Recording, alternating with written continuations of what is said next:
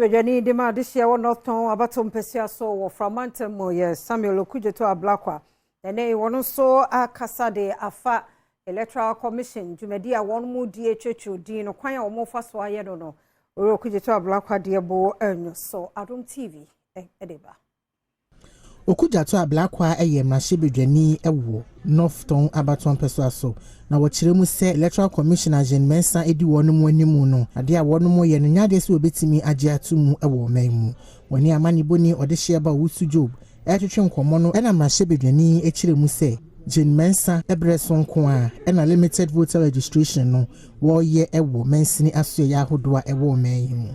Since we returned to multi-party democracy in 1992 and see that say ye limited registration now you see EC offices in Kwan and I be registration over.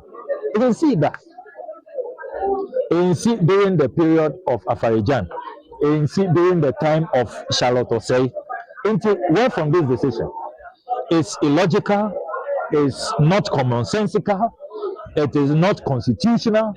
Yamani Boni etwa so ene NDC ene MPP agents a wonom ewo bato ya manfo dodo na atu kwan ekọ honom se okwa akoturo hunde no etwetwe nkomo ma wonom student SMC ene to aso challenge me say be be do no skasema ye din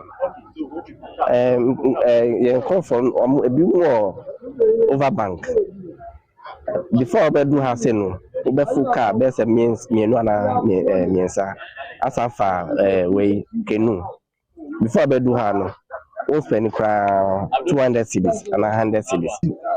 Looking in our books so far, the number is quite encouraging. Just opposed to perception I say perform, but because of distance. Yeah, Hakrano. Everyone say people were able to cross the river to come and partake in the registration exercise. And so I would say so far, so good. In fact, the network was also very